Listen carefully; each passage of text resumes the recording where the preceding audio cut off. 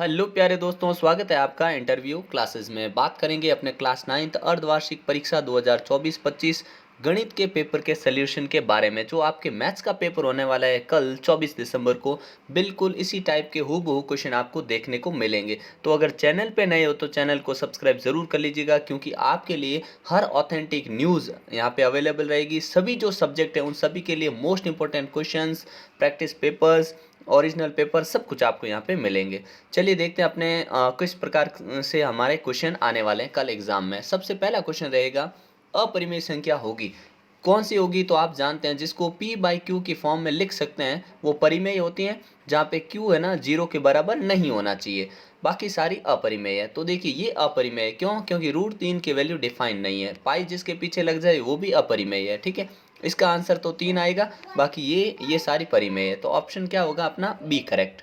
अगला देखते हैं, 36/100 का दशमलव प्रसार, जब इसमें भाग देंगे तो अपने ये ऑप्शन बी करेक्ट हो जाएगा, 0.36 एकदम करेक्ट आंसर है। ठीक है, नेक्स्ट क्वेश्चन देखते हैं। अच्छा, इसको पूछते हैं कि किस प्रकार का है, तो शांत प्रकार का है। कैसा है? शांत दशमलव प्रसार है। ठीक है ना।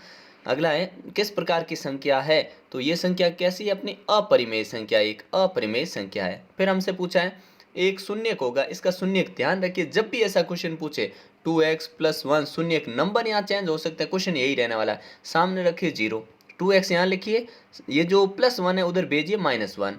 फिर अपने को x की वैल्यू चाहिए, तो ये 2 है उधर भेजिए 1/2, माइनस का -1/2, इसका जीरोज होगा। तो कौन सा ऑप्शन है अपना? सी ऑप्शन यहाँ करेक्ट होगा।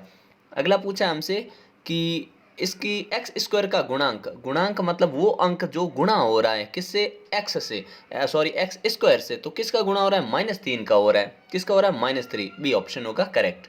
अगला देखिए, बिंदु अपने को दे रखा है 3 - 4। ध्यान रखिए, पहला होता है x, दूसरा होता है y। जब भी हो ऐसा नंबर तो पहला x होता है, दूसरा क्या होता है? y।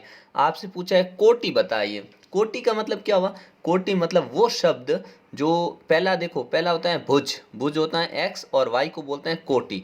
तो y के जो निर्देशांक होते हैं उनको हम बोलते हैं कोटि, ये ध्यान रखिएगा। ठीक है, तो अपने कोटि क्या हो जाएगी? इसमें कोटि हो जाएगी -4। ठीक है, तो -4 ए ऑप्शन करेक्ट है। अगला क्वेश्चन देखते हैं, बिंदु 2,5 की y अक्ष से दूरी, तो y अक्ष से ये बिंदु कितना दूर है? तो हमेशा ध्यान रखना, y अक्ष से पूछे तो x वाली वैल्यू होगी, तो ये ए ऑप्शन करेक्ट होगा। कैसे? ये देखिए, यहाँ पे क्या 2 और 5 है, 2 x पे 1 2 1 2 यहाँ पे, और y पे गया 5, 1 2 3 4 5। ठीक है, यहाँ 5 लिखा, यहाँ 4 लिखा, 3 2 ऐसे। अब आपसे पूछे ये पॉइंट, तो देखिए यहाँ पे बनेगा ये पॉइंट। हमसे पूछा y अक्ष से, y अक्ष से ये दूरी पूछी है, तो ये कितनी है? ये लाइन कितनी है अपने? 2, सिर्फ 2 दूर है। ठीक है ना, तो 2 पॉइंट्स हो गए यहाँ पे, है ना, ऑप्शन। अगला देखते हैं क्वेश्चन, दो बिंदुओं से गुजरने वाली रेखाओं की संख्या कितनी है? ये मैंने दो बिंदु बना लिए, उनसे मात्र एक रेखा, ठीक है ना, कितनी रेखा? सिर्फ एक रेखा गुजर सकती है, ये ध्यान रखिएगा। दो बिंदु से सिर्फ एक रेखा जा सकती है, ए ऑप्शन करेक्ट होगा। अगला क्वेश्चन अपना कि समतल में एक्स अक्ष पर किसी बिंदु के निर्देशांक, एक्स अक्ष पे निर्देशांक जो होते हैं ना, तो एक्स की वैल्यू तो कुछ इनको तो होती है, बट वाई वहाँ पे 0 होता है, तो y जिसमें 0 होगा ना वो अपना आंसर करेक्ट होगा, तो बी ऑप्शन हो जाएगी। हालांकि यहाँ भी y 0 है, लेकिन यहाँ पे x अक्ष पे पूछा तो x की वैल्यू लेनी पड़ेगी। ठीक है ना, तो x अक्ष किसी बिंदु के लिए x अक्ष के निर्देशांक होंगे, वो होंगे अपने बी ऑप्शन करेक्ट। अगला क्वेश्चन देखते हैं, मूल बिंदु के निर्देशांक 0,0 होता है, कोई डाउट नहीं है आपको इसमें, बहुत बार आप कर चुके हैं। ठीक है ना, यदि दो रेखाएं एक दूसरे पर लंब हो तो वो परस्पर होती है। परस्पर क्या करती है?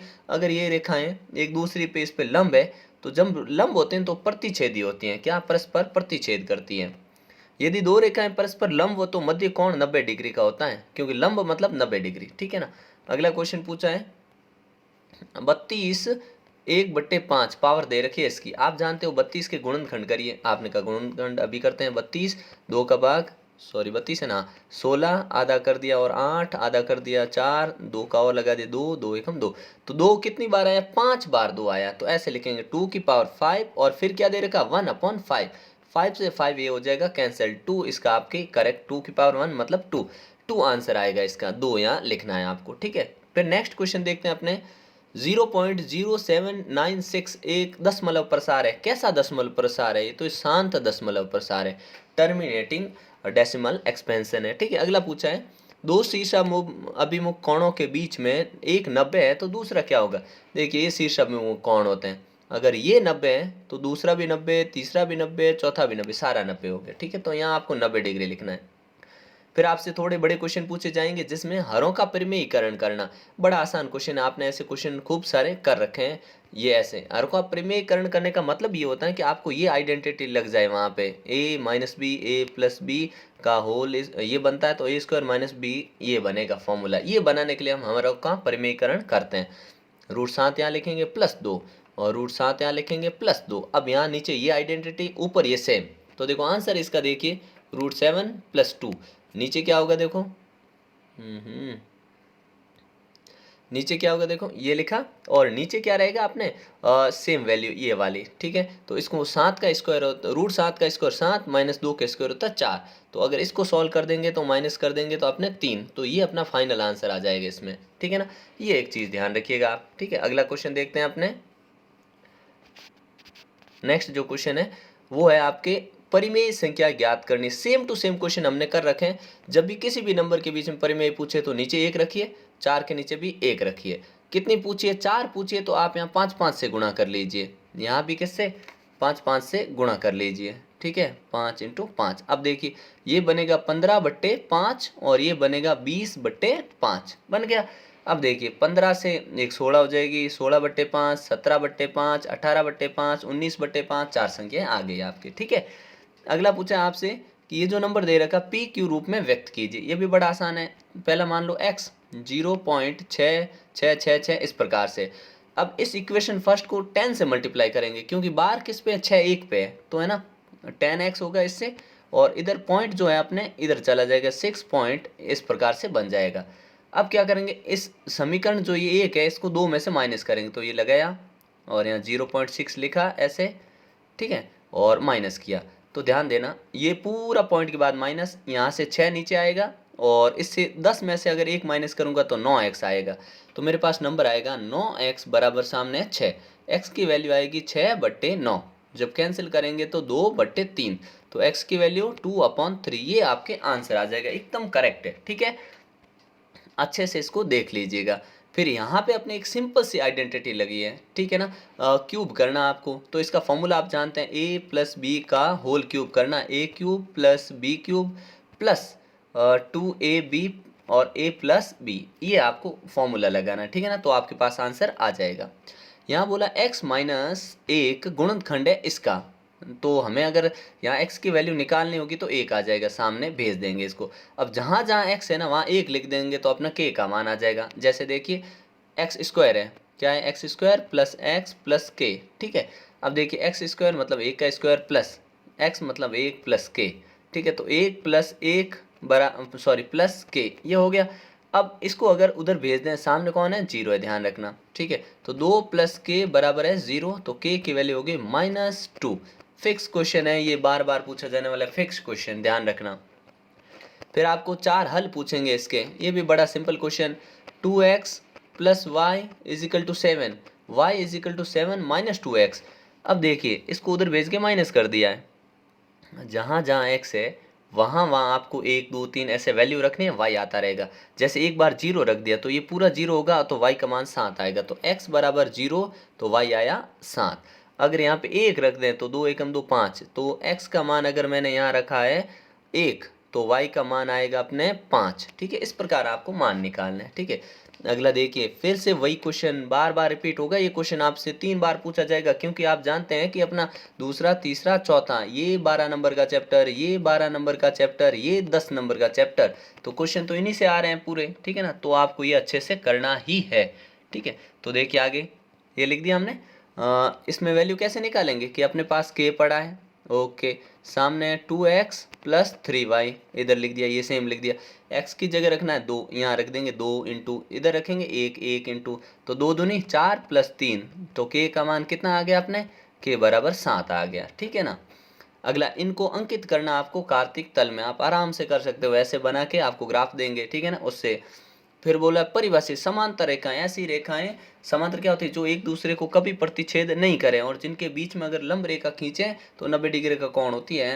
रेखाखंड क्या होता है, रेखा किसी रेखा के दो जो टुकड़े होते हैं, अंश होते हैं, उदाहरण के साथ आप बता सकते हैं। फिर ये बड़ा सिंपल क्वेश्चन, ये भी हम कर चुके हैं। कैसे कि आपको बोला AC बराबर BD ये दिया हुआ है, AC बराबर BD दिया हुआ है। तो देखो AC के अंदर दो चीजें आ रही, कौन आ रहा है, AB, क्या आ रहा है, AB प्लस, और ये आ रहा है BC। सामने BD में भी दो चीजें आ रही, BC प्लस CD, ये दो चीजें आ रही, BC से BC कैंसिल, AB बराबर CD, ये आपका आंसर आ गया। इतनी सिदम, मतलब इतना ही क्वेश्चन है ये, ठीक है। फिर आपसे ये क्वेश्चन पूछे गए, ये हमने जो ध्यान रखिएगा, हमारे इस चैनल पे, अपने इस चैनल पे 2 पेपर अपलोड किए हुए हैं और ये तीसरा पेपर है। अगर आप इन 3 पेपर की प्रैक्टिस कर लेते हैं फिर आपके क्वेश्चन बाहर आने का कोई चांस नहीं। ये क्वेश्चन हम उस पेपर में सॉल्व कर चुके हैं, ये क्वेश्चन है सेम इसी टाइप के क्वेश्चन हम कर चुके हैं। तो इनको आपको बेहतरीन ढंग से प्रैक्टिस कर लेनी है ताकि आपके कल जो एग्ज़ाम हो बहुत ही शानदार हो, ठीक है ना। तो और ये हो भी जाएंगे, कोई मुश्किल नहीं, इससे बाहर क्वेश्चन आने का चांसेस ना के बराबर है, ठीक है ना, ये ध्यान रखिएगा। और एक हल्का सा क्वेश्चन हमसे पूछा गया है कि k का मान ज्ञात कीजिए। यहाँ पे अपने को गुणनखंड दे रखे हैं, फैक्टर है x-1। देखिए x-1 बराबर 0 कर दो, x बराबर 1 लिख दो, x जहाँ है वहाँ 1 लिख दीजिए। यहाँ देखिए 3, फिर x की जगह 1 का कर दो क्यूब, प्लस 3x की जगह कर दो स्क्वायर, -4 और x की जगह फिर से 1 लिख दो और प्लस k, ठीक है। अब सॉल्व करिए, ये करोगे तो 3 बनेगा, प्लस 3 बनेगा, -4 बनेगा और प्लस का k बराबर है 0। तो 3 और 4 चले गए, k का उत्तर यहाँ पे -3 उत्तर आएगा आपके, -3 ये उधर चला जाएगा तो माइनस हो जाएगा। बड़ा ही सिंपल क्वेश्चन, बार बार मोस्ट रिपीटेड क्वेश्चन है ये, ठीक है ना। फिर आपको इसमें वैल्यू पूछी है, तो देखिए ये 135 है, ठीक है। ये दोनों लाइनें कैसे समांतर है, जब ये 135 है तो सोचिए अपने ये जो कोण होगा ना, ये कोण, इसको हम ऐसा ले लेते हैं 135, ये तो ये भी 135, ठीक है ना। क्यों होगा, एकांतर कोण। जब 180 में से हमने 135 माइनस किया तो हमारे पास आया 5, इधर से किया तो अपने 4, 45, तो ये 45 होगा। कितना होगा, 45। तो ये 40 है, ये 45 है, दोनों मिला के कितने हो गए, हमने कहा ये हो गए 85। तो ये हो गया अपने ये सॉरी अंदर वाला, ये हो जाएगा 95। तो ये स्ट्रेट लाइन 180 की होती है, तो ये हो जाएगा फिर से 85, ठीक है ना। ये इस प्रकार से आप ले सकते हैं इसको, ठीक है। नहीं तो ये कॉन्सेप्ट जो 7th में पढ़ रखा है कि ये बाहर वाली लाइन है और ये दोनों लाइन पे यहाँ और इसका सम हमेशा एक्सटीरियर एंगल होता है, ठीक है। तो इस प्रकार से भी आप कर सकते हैं। ये गुणनखंड करने हैं, सिंपल सिंपल क्वेश्चन है आपके लिए। और ये वाला सुबह हमने कर रखा है, अपने उस पेपर में कर रखा है, ठीक है ना। यहाँ पे आपको प्लेलिस्ट में जाकर जरूर देख लीजिएगा उन पेपर्स को, नहीं तो मन में अफसोस रह जाएगा कि सेम टू सेम क्वेश्चन है। ये भागफल देने वाली विधि से आपको शेषफल ज्ञात करना है, ठीक है ना। इस प्रकार का ये आपके पेपर है, ठीक है ना। कोई समस्या हो तो आप कमेंट सेक्शन में बताइएगा, टाइम मिलते ही उस पर का सोल्यूशन किया जाएगा और आपके लिए बेहतरीन कॉन्सेप्ट जो है वहाँ पे मिलते रहेंगे यहाँ पे इस चैनल पे, ठीक है। मिलते हैं नेक्स्ट पार्ट में, तब तक के लिए जय हिंद, जय भारत।